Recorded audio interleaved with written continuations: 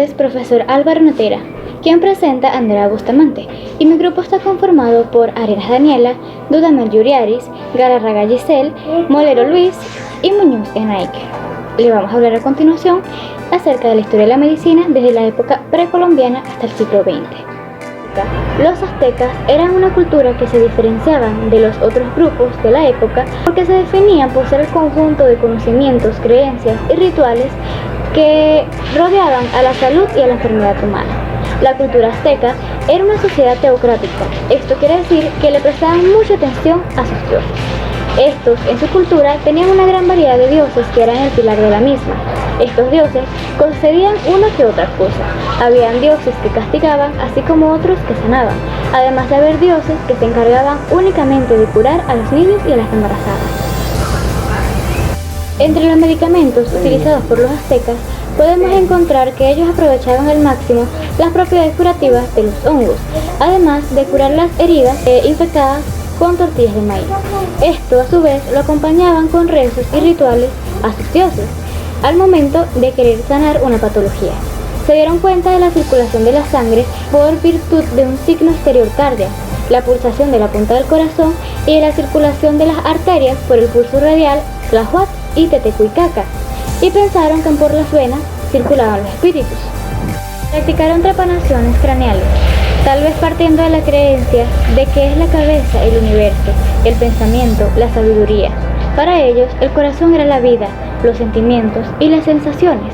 La opresión conllevaba a la muerte y creían que el sol necesitaba el corazón y la sangre para mantenerse, ya que por las venas circulaban los espíritus. Gracias.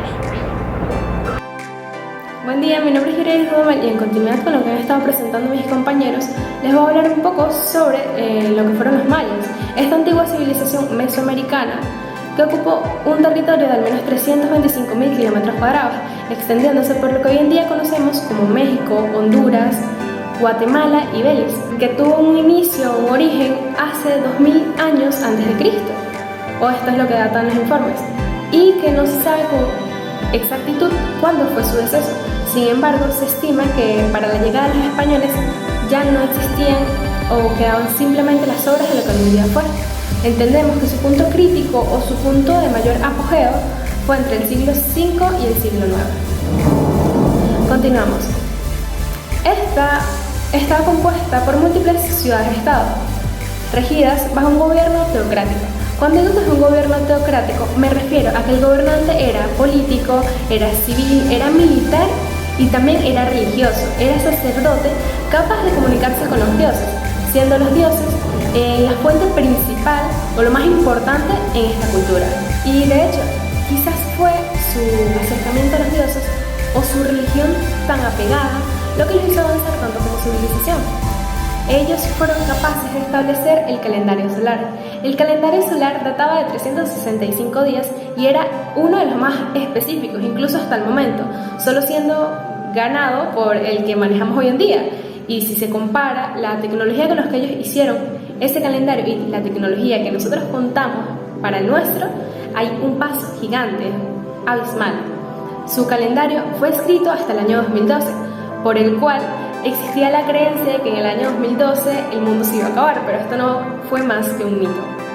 Aparte de establecer el calendario, también asentaron las bases matemáticas y de hecho hicieron un sistema vigesimal bastante complejo y que fue uno de los mejores de su entonces para el lugar en el que se encontraban. En el continente americano era uno de los mejores.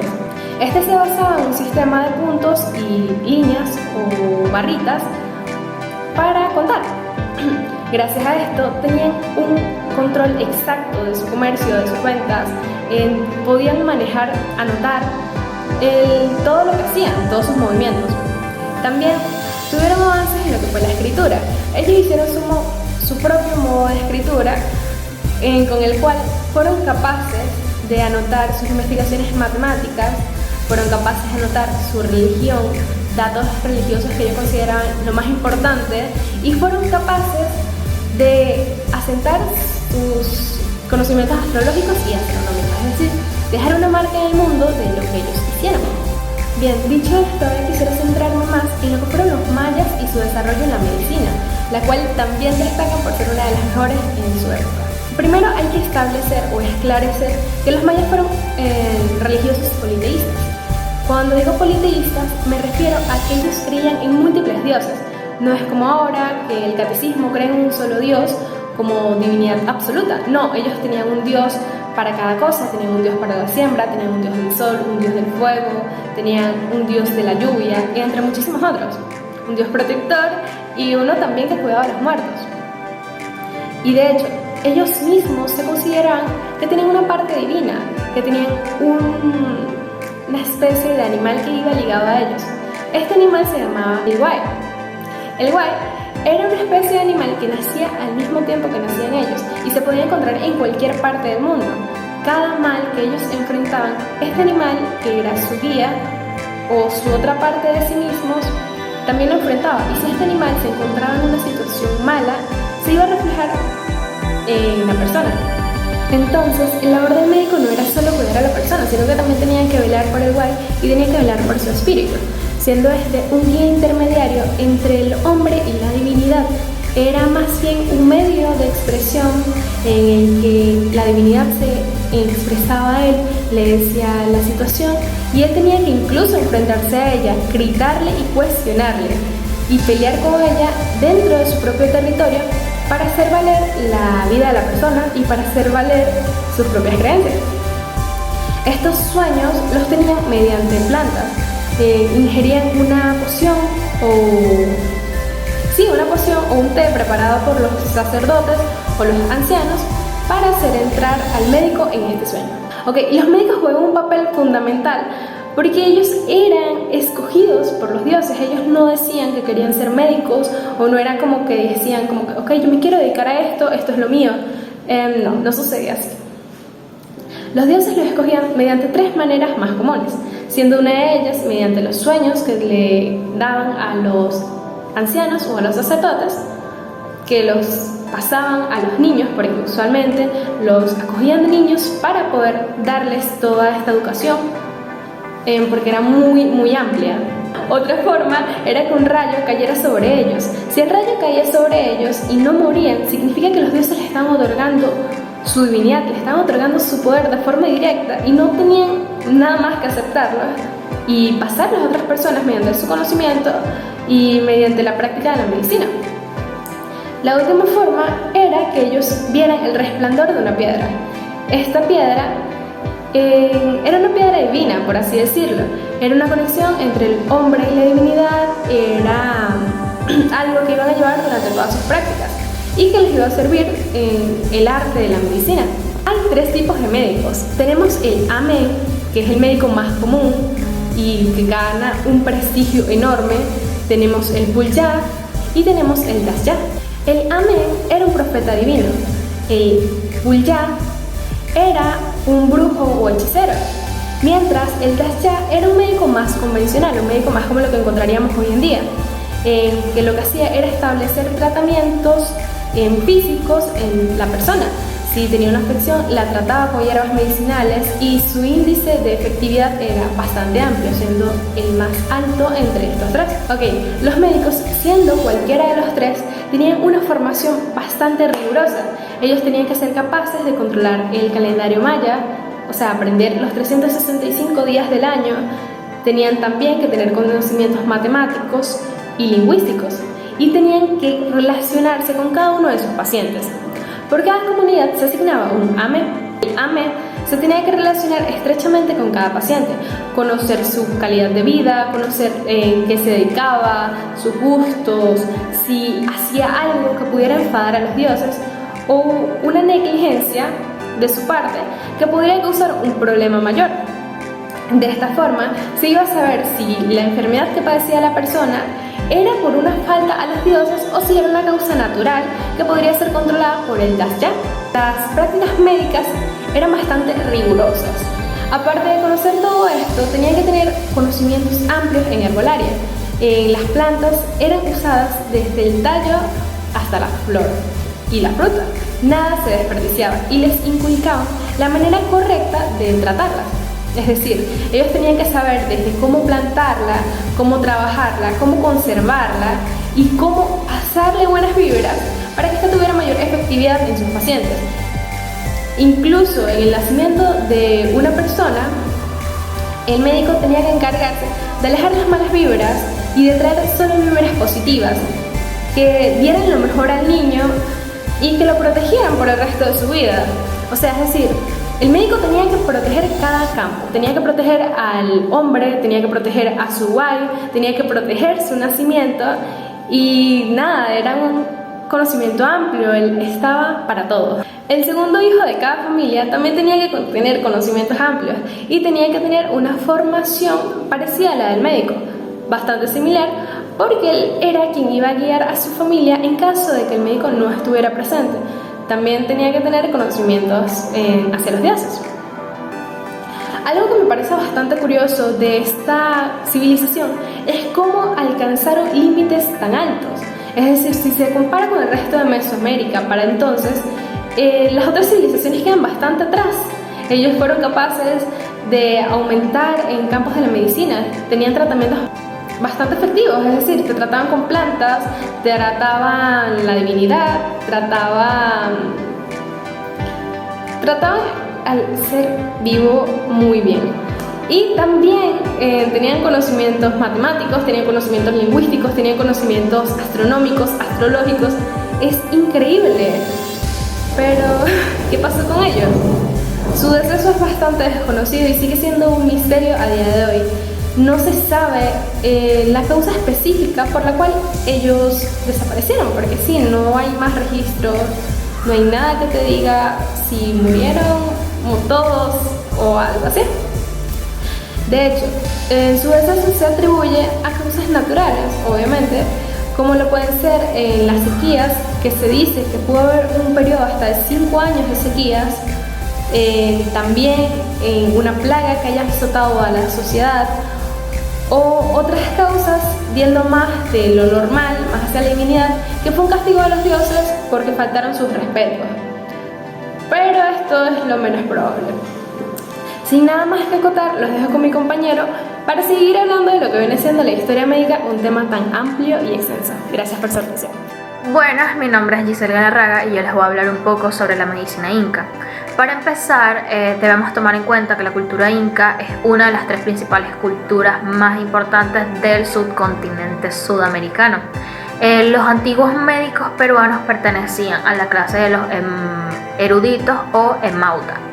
Esta cultura tiene su propio lenguaje, por lo tanto ellos llamaban circat a los médicos cirujanos de su población, los cuales recibían como pago de sus servicios tanto mujeres, campos, telas para vestirse y cualquier otro tipo de obsequio que les permitía tener una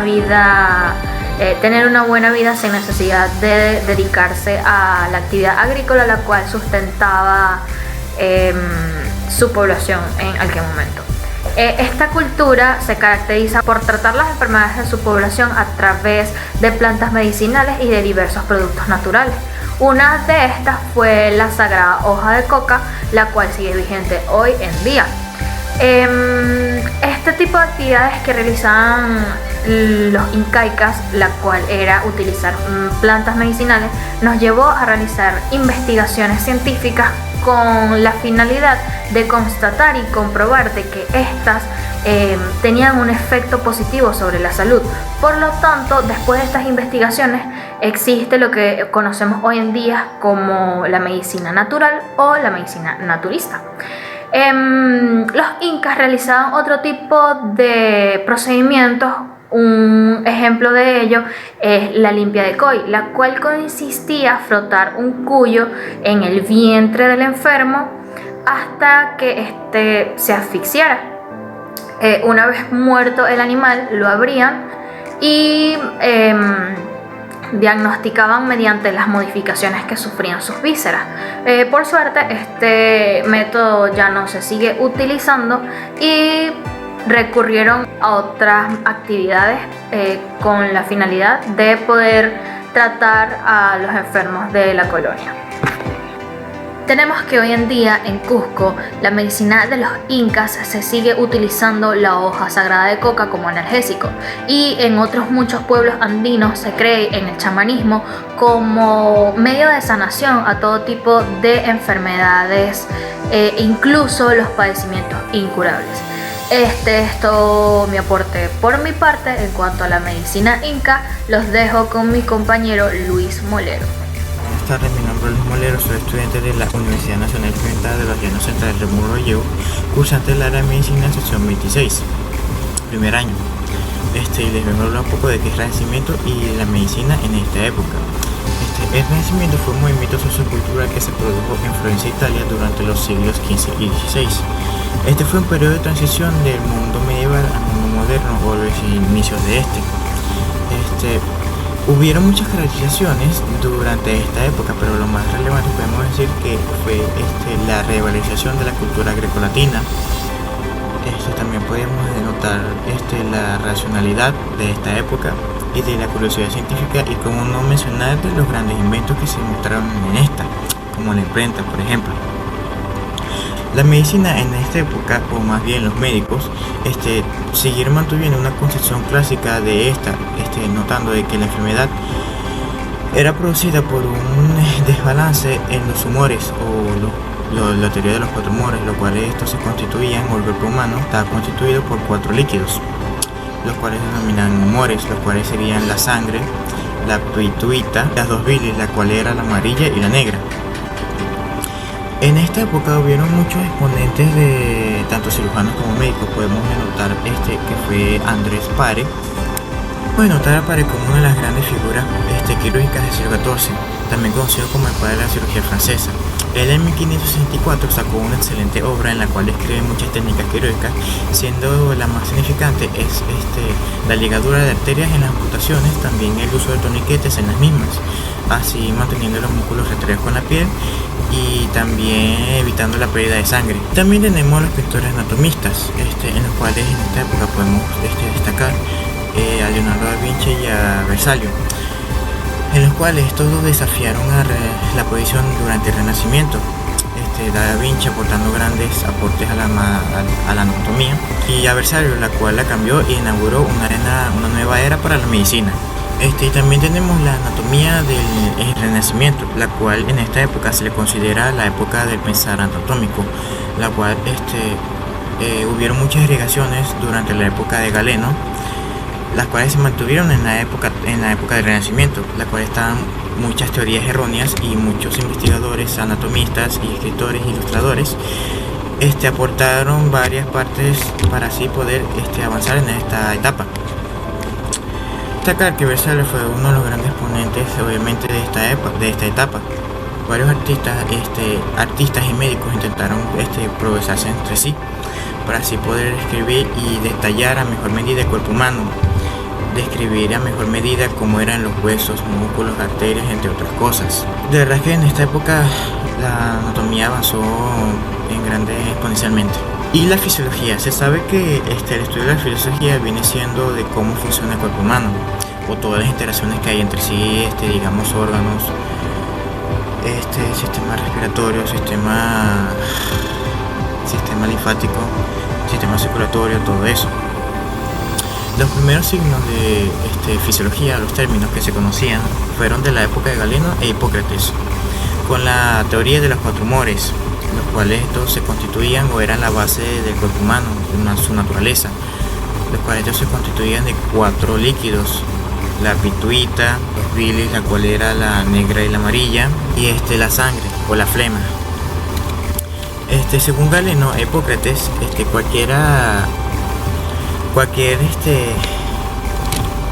según Galeno e Hipócrates, esta estabilidad entre estos 4 líquidos presentaba una buena salud en el organismo del ser humano, lo cual sería lo opuesto en un déficit o en exceso de estos 4 líquidos. También tenemos a la epidemiología y a Francastoro. Francastoro fue un erudito italiano o un médico, en el cual dio grandes aportaciones a esta área.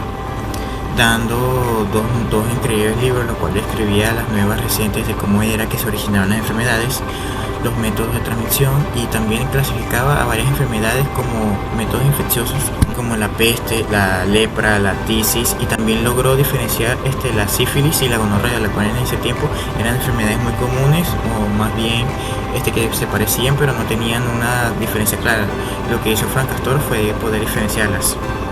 Y este fue el resumen del renacimiento de la medicina. Espero que Hola, mi nombre es Munoz Enaiker y voy a hablar acerca de lo que es la medicina en el siglo XVII y siglo XVIII. Medicina en el siglo XVII. Hablaremos de René Descartes. René Descartes nació el 31 de marzo de 1596 en Descartes, Francia, y murió en el año de 1650. Además de matemático y filósofo, fue fisiólogo. Creó la geometría analítica y habló de la relatividad de movimiento y el reposo. Expuso también sus ideas sobre el desarrollo natural del sistema solar, aunque fue mecanicista y dualista porque aceptaba la materia pero creada por Dios. Descartes hizo sus primeras descripciones del acto reflejo en un esquema de reacciones motoras.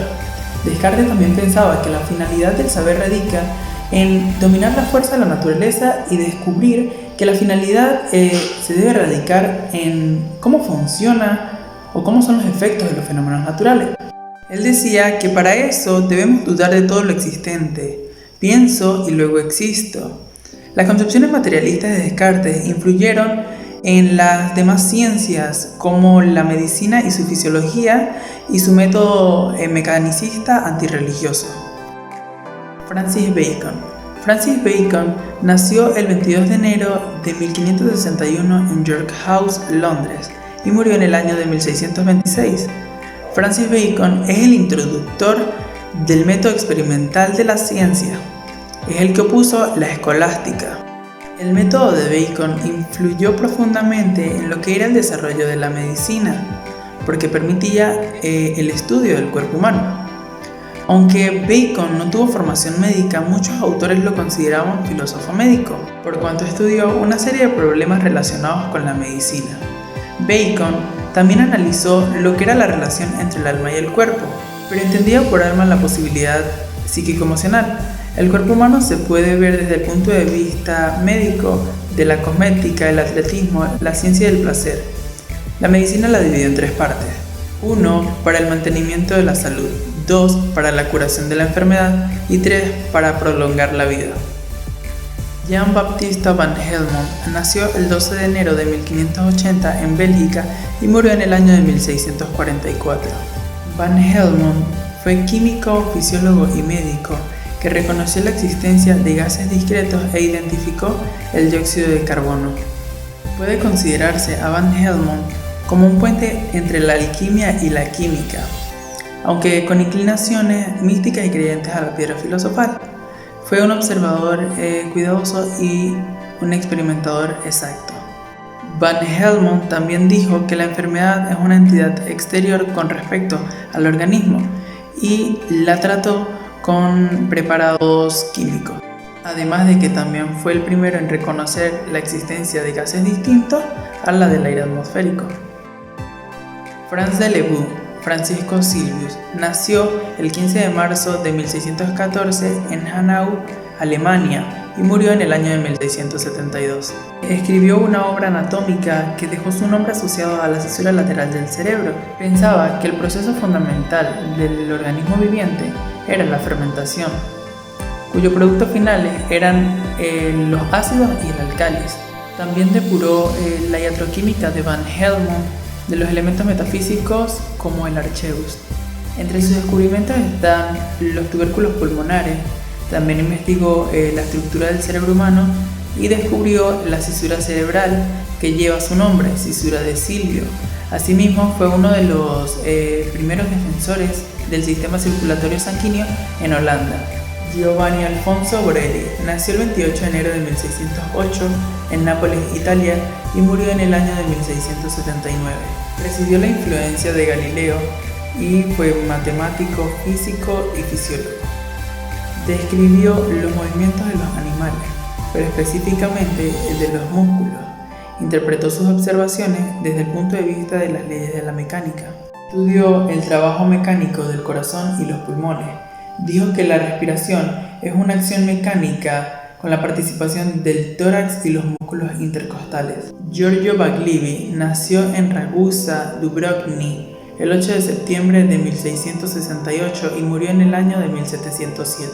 Baglivi fue maestro de la clínica italiana, miembro distinguido de la escuela iatromecánica, principio en el que él consideraba que el organismo era como una especie de caja de herramientas, máquina trituradora de los huesos maxilares y de los dientes, un recipiente en los ventrículos, tubos hidráulicos en las venas, arterias y otros vasos, un pistón en el corazón, un par de fuelles en los pulmones, el poder de una palanca en los músculos, poleas en los extremos de los ojos y así sucesivamente. Cabe destacar que Baglivi estudió con Malpighi y Malpighi murió en 1694 y su autopsia la hizo Baglivi.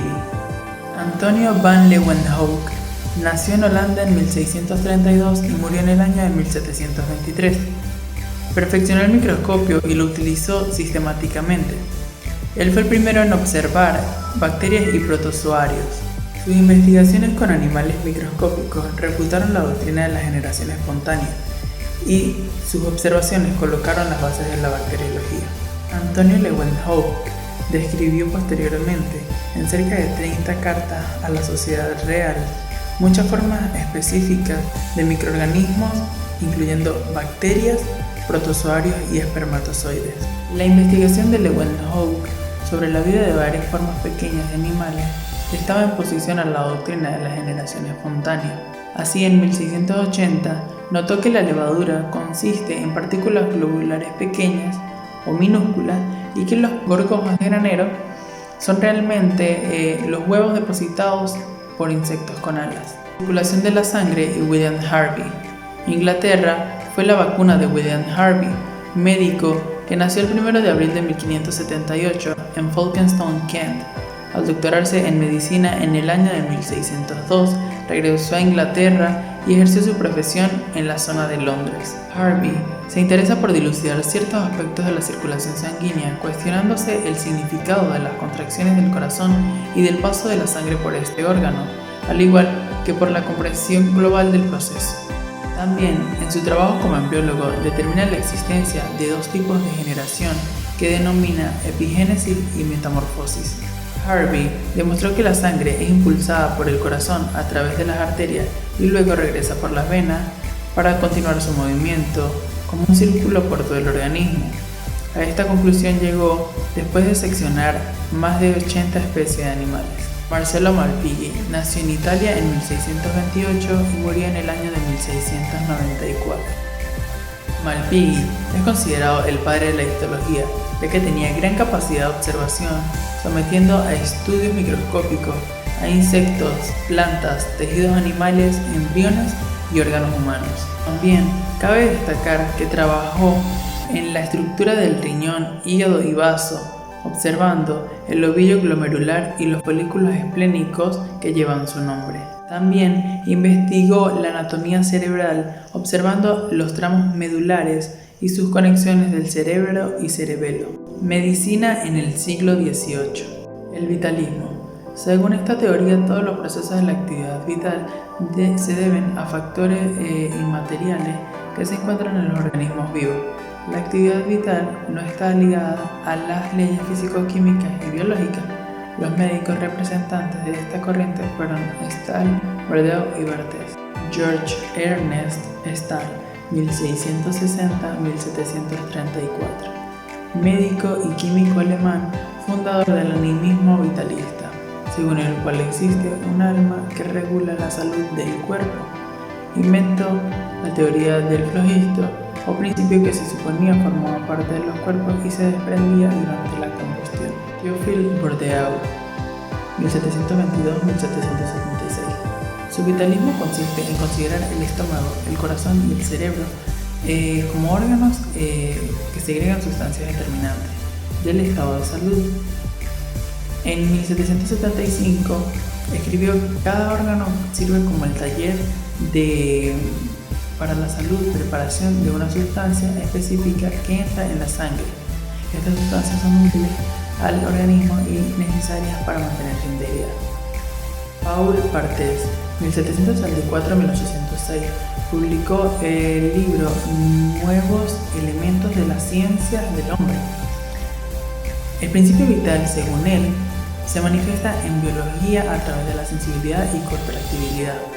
Los órganos tienen la capacidad de recuperar su posición si la pierden y la enfermedad manifiesta tendencia a curarse. Herman Boerhaave nació en 1668 en Boerhaave, Holanda, y murió en el año de 1738. Fue el primero en describir la ruptura del esófago con la salida del contenido gástrico en el mediastino. De ahí se habla del síndrome Boerhaave. Se considera el grado más profundo de desgarro esofágico.